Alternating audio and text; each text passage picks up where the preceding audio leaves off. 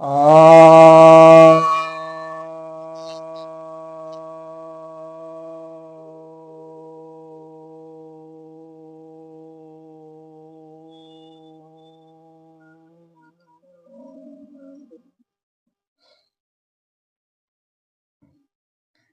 सभी भक्तजनों को सप्रेम नमन। भक्तों, आज एक बहुत महत्वपूर्ण विषय पर चर्चा करने जा रहा हूं, जो विश्व स्तर पर हलचल मचाए हुए है।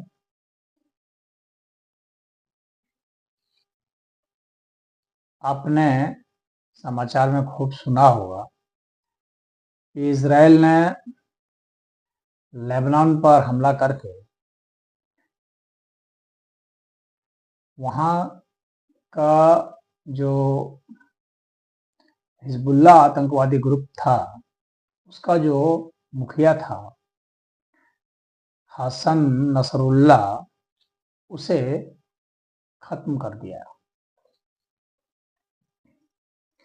वह दुनिया का सबसे बड़ा आतंकवादी था और ईरान के द्वारा समर्थित था, मुस्लिम वर्ल्ड के द्वारा समर्थित था और मुस्लिम उसके बल पर ही इजराइल को खत्म करना चाह रहे थे।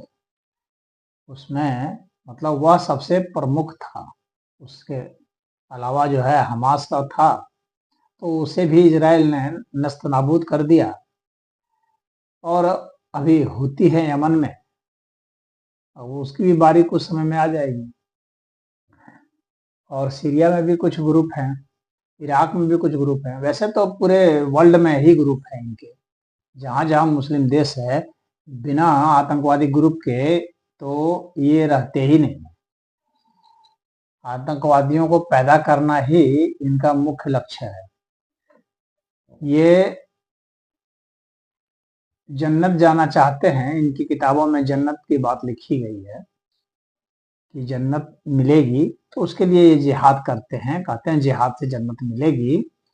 और उसमें भी विशेषकर जो यहूदी है उसको खत्म करना चाहते हैं। बिना यहूदियों को खत्म किए जन्नत नसीब नहीं होगी, तो यहूदियों के खिलाफ में ये सदैव लगे रहते हैं। इजराइल छोटा सा देश है यहूदियों का, मात्र 1 करोड़ की आबादी है पूरे विश्व में यहूदियों की, और चारों ओर से मुस्लिम देशों से घिरा हुआ है। लेकिन फिर भी सबकी पिटाई करता रहता है, सबको खत्म करता रहता है। इसके पीछे क्या कारण है? पूरा इस्लामिक वर्ल्ड मिल करके भी मुकाबला नहीं कर पा रहा है। क्यों?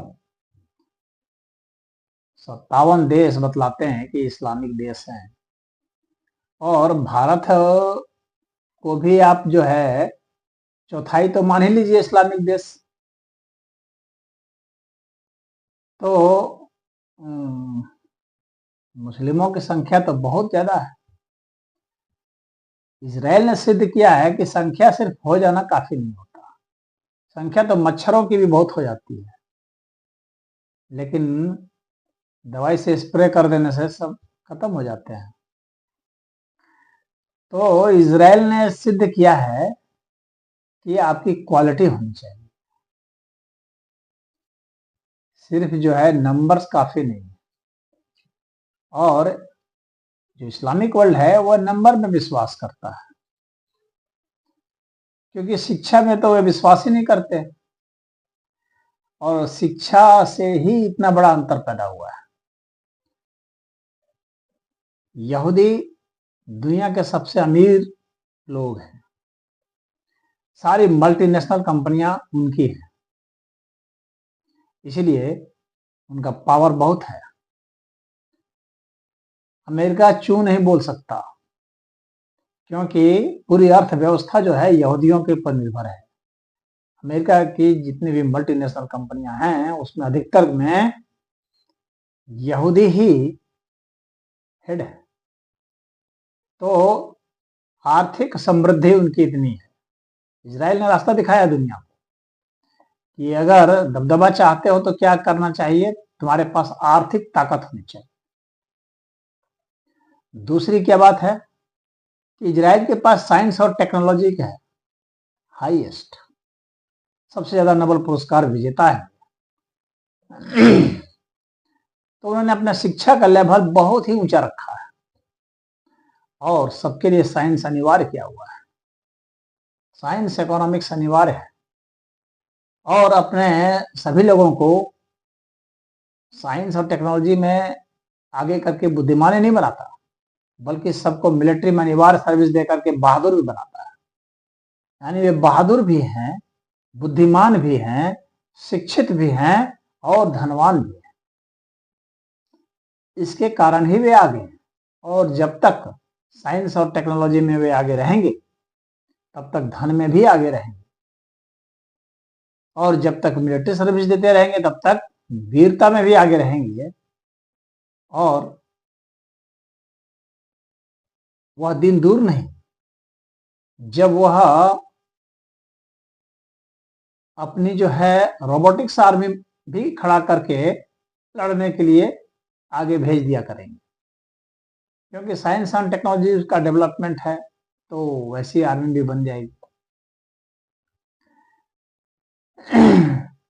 तो गाजा में सफाई कर दिया इजराइल ने और हमास को लगभग समाप्त कर दिया है और हिजबुल्ला को भी अब समाप्त कर ही देगा। पेजर बम से खत्म कर दिया, ऐसी टेक्नोलॉजी लड़ाई लगाई कि उनकी बुद्धि काम नहीं कर रही है कि अब किससे हम लोग बातचीत करें।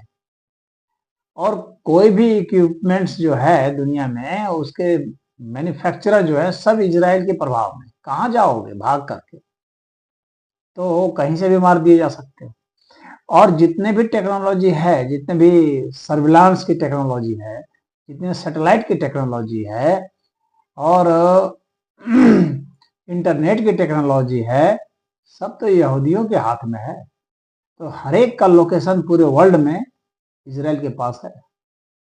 यहूदियों के पास है मतलब इजराइल के पास, वो चाहे अमेरिका के यहूदी हों, चाहे भारत के यहूदी हों, चाहे दुनिया में कहीं के यहूदी हों, तो उनके पास सब ये टेक्नोलॉजी है। वो वहीं से बैठे बैठे सब समझते हैं, देखते हैं और वहीं से जो है समाप्त कर देते हैं, अपने लोकेशन को टारगेट कर लेते हैं और वहीं से वे मार सकते हैं। उनके पास इतनी टेक्नोलॉजी है। बंकर में भी छुपेंगे तो बंकर को भी समाप्त करने की टेक्नोलॉजी उनके पास है। अब यह जो तकनीक है ये आगे बढ़ता जाएगा और एक समय ऐसा आएगा जब इजराइल के पास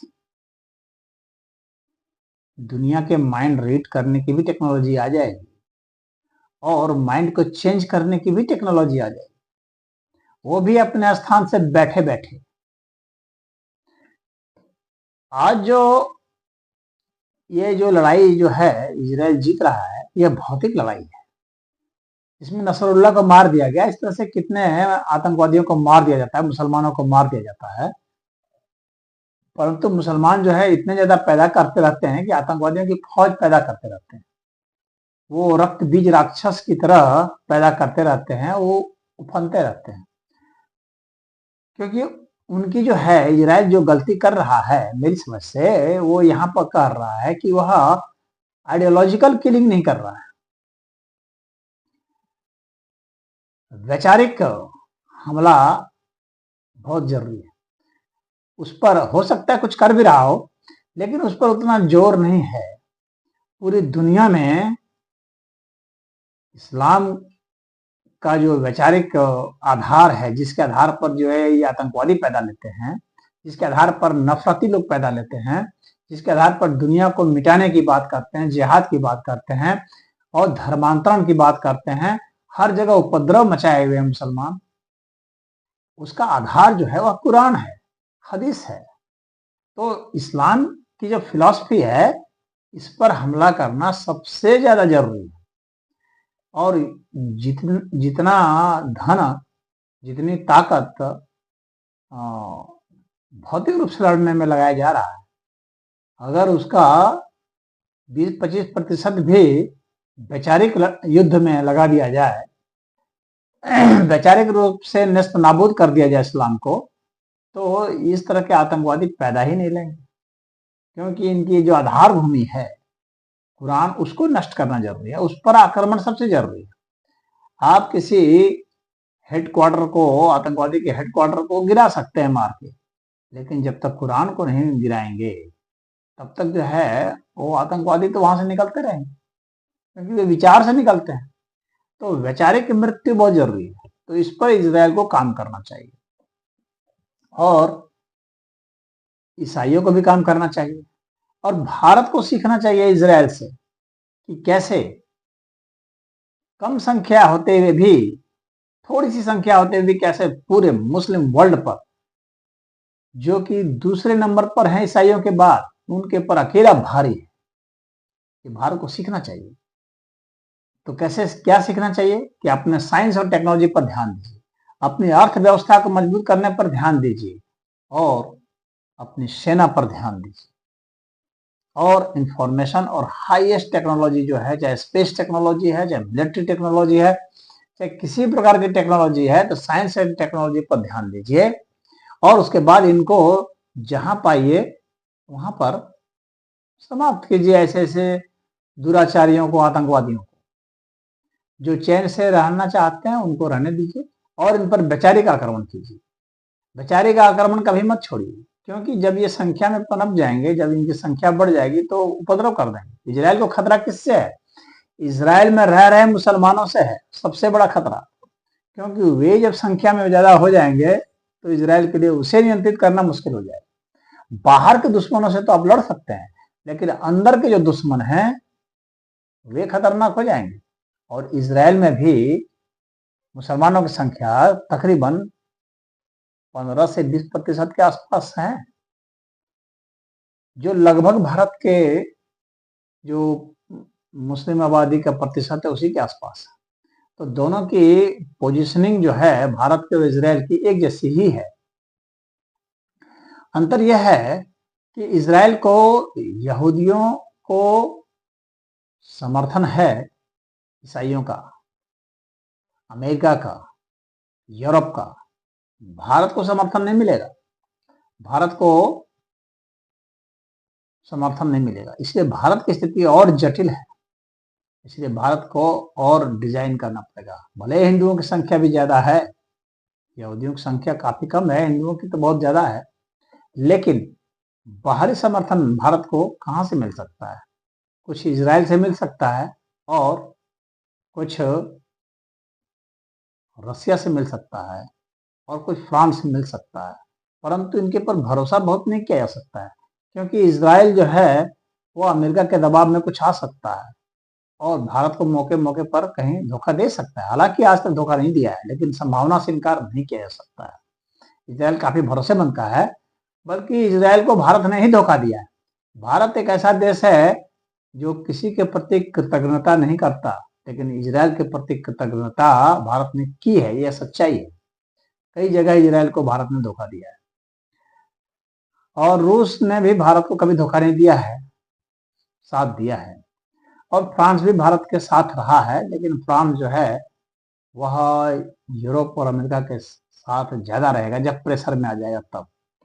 यानी भारत अपने इन 3 मित्रों पर कुछ भरोसा कर सकता है, लेकिन भारत को अपने दम पर, अपने बल पर आने वाली जो परिस्थितियां हैं, जो खतरे हैं, उससे भारत को निपटना सीखना पड़ेगा, इजराइल सीखना पड़ेगा, और साइंस और टेक्नोलॉजी से सीखना पड़ेगा किस तरीके से हम मनुष्य के विचार को बदल सकते हैं, और वो भी कंप्यूटराइज टेक्नोलॉजी से बैठे बैठे तरंगों से बदल सकते हैं, ताकि हम अपने हिसाब से जो श्रेष्ठ मानसिक लोग हैं, जो श्रेष्ठ विभूति हैं, बुद्धिमान हैं, वैसे लोगों को तैयार करें, और जो खुराफाती, शरारती, आतंकवादी, जिहादी किस्म के लोग हैं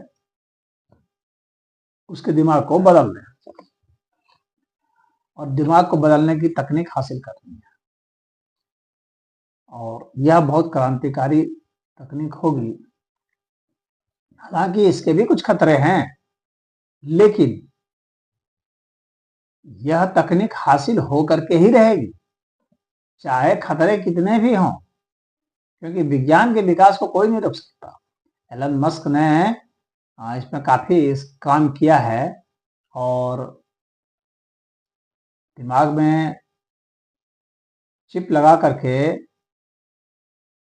मोबाइल को चलाने का प्रयोग सफल कर दिया है, इशारों से ही, और जानवरों में कर दिया है, मनुष्यों में भी हो चुका है। अब यह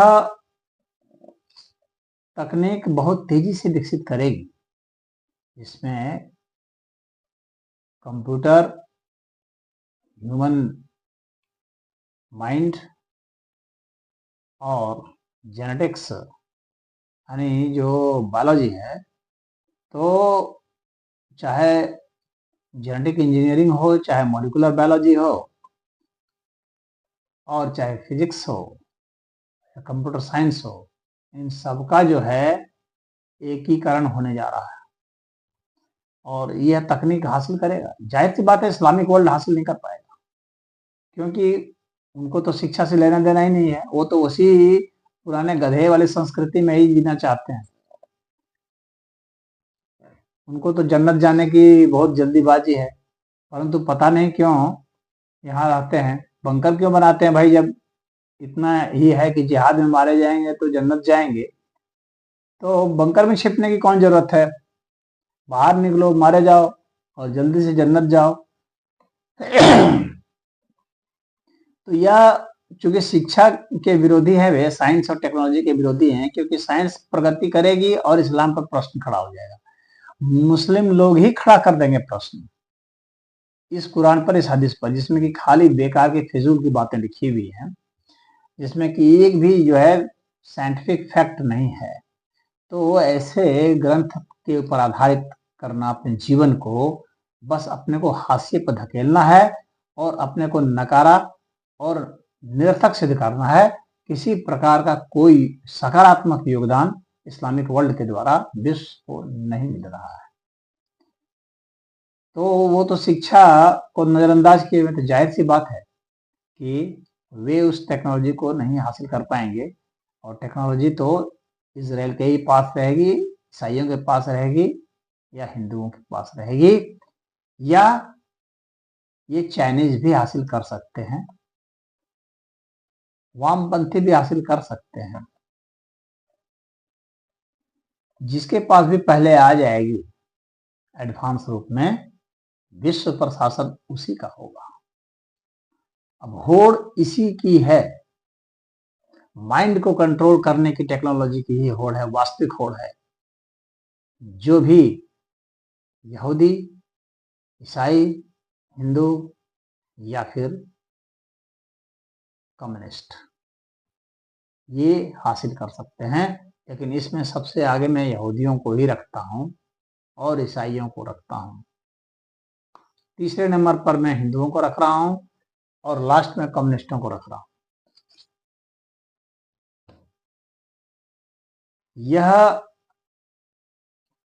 जो तकनीक आएगी, उससे विश्व का पूरा खेल बदल जाएगा, सारी व्यवस्थाएं बदल जाएगी, धार्मिक, आर्थिक, राजनीतिक, सामाजिक, हर तरह की संस्कृति, हर तरह के क्षेत्र सब बदल जाएंगे। इतना बड़ा युगांतरकारी परिवर्तन होगा। और अब जब यह लड़ाई छिड़ी है ना, तो यह लड़ाई महज लड़ाई नहीं है, इसने सभी को महत्व समझा दिया है साइंस का। और जाहिर सी बात है कि सभी लोग इस महत्व को समझे हैं, तो सभी में होड़ होगी। होड़ तो पहले से ही है, लेकिन यह सब लोग जान रहे हैं कि वास्तव में कम से कम क्षति से अधिक कैसे हम दूसरे को क्षति पहुंचा पाएंगे, अपने शत्रु पक्ष को। और शत्रु बोध क्या होता है, शत्रु से कैसे निपटना होता है, कितनी निर्ममता से निपटना होता है, यह भी इजराइल ने सिखाया है पूरे विश्व को। और किसी की बात नहीं सुन रहा है, अमेरिका की भी बात नहीं सुन रहा। उसने कहा कि अगर तुम्हारे पर हमला होगा तो तुम क्या करोगे? जैसे योगी जी कहते हैं कि ऐसे बदमाशों की क्या आरती उतारें, तो आरती तो नहीं उतारी जाएगी ना, उनको तो मारा ही जाएगा। तो वह काम किया जा रहा है। लेकिन वैचारिक मृत्यु जो है ना, मैं समझता हूँ इस भौतिक मृत्यु से कहीं ज्यादा फलीभूत होगी। और वह जो है मुहिम छेड़ना पड़ेगा पूरे जो गैर इस्लामिक वर्ल्ड है उसको, क्योंकि इस्लाम मानवता के लिए बहुत बड़ा खतरा है। हरिओम।